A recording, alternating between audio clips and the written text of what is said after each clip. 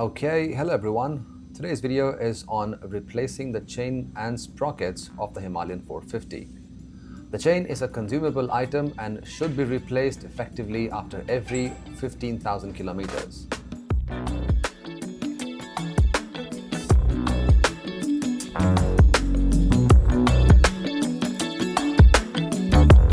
We start by opening the front sprocket cover and take a look underneath. As you can see, it is really dirty.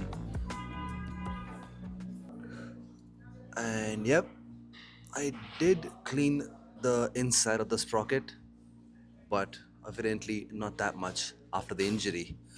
So yes, this was due, pretty much. Okay, it's always good to clean the bike before you do anything on it. Not a pressure wash, that should be more than enough because then it is really easy to open the bolts up.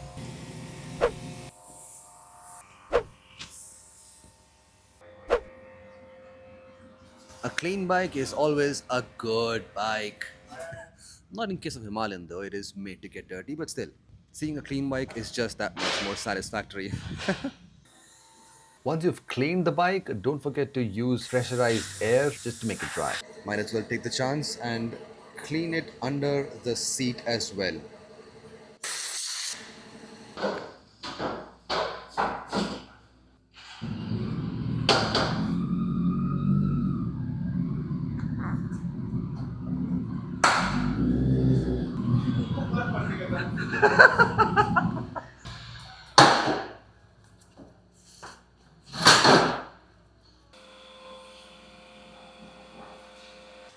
We start by removing the sprocket holder lock.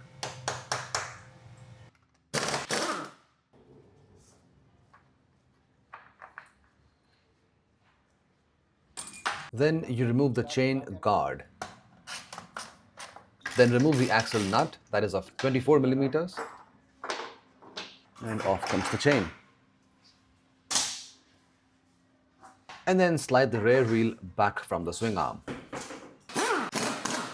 So fun fact, the OEM chain that comes on the Himalayan is of D.I.D, as you can see right here. D.I.D, see that?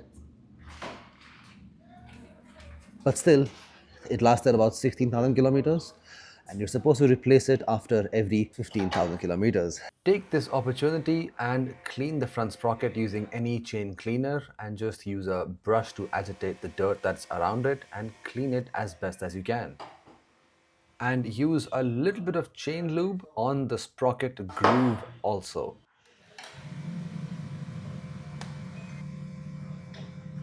This is the front sprocket, 15 teeth, standard OEM part.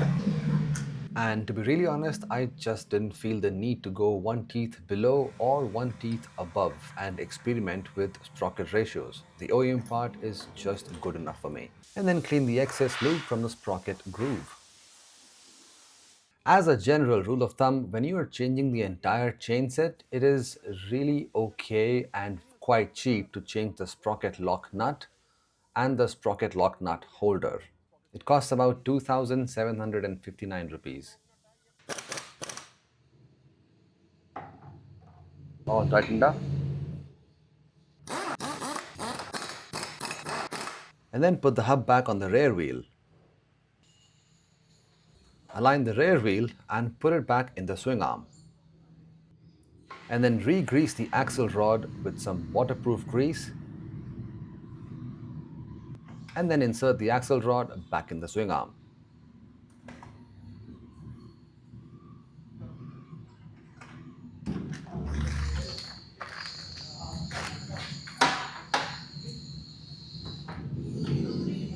This is the new one. This is a roll-on.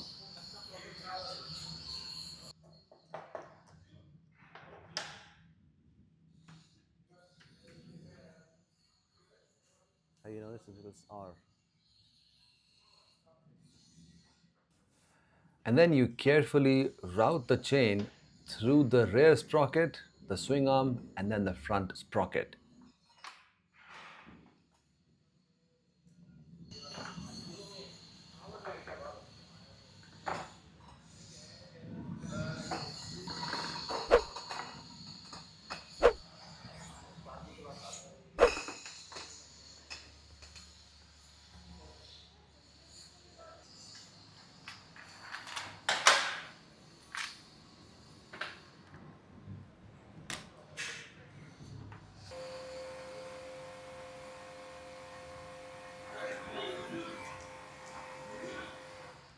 These are the O-rings of the chain. Then create some slack by pushing the front tire forward and then close the chain with the link that was provided. Put the O-rings back on them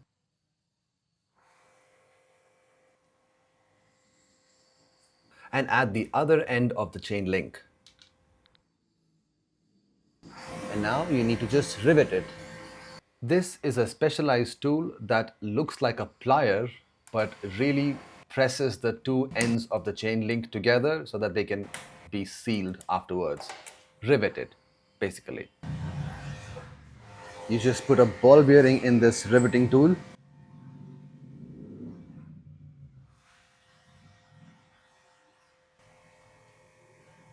and you keep on tightening it till it opens it up.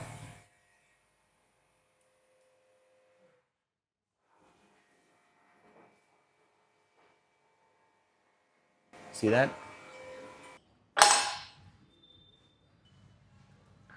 And now do you see these are all flared up slightly so that this doesn't come out. Looks pretty neat and very secure. This ball bearing trick is very useful.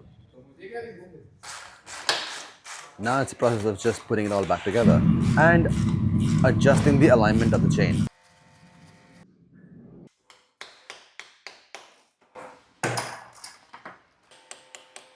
Just close the locking washer.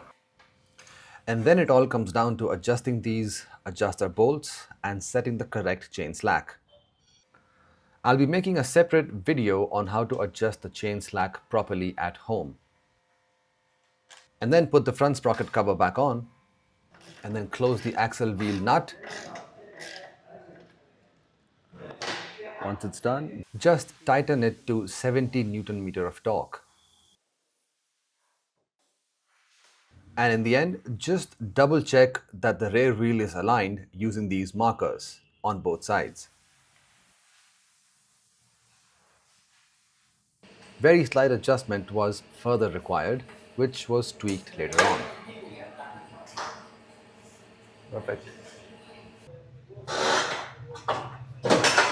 And then take it for a small spin and determine whether everything feels in order or not.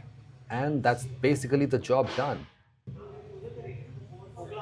If you enjoyed this video, do hit the like button and do consider subscribing as well.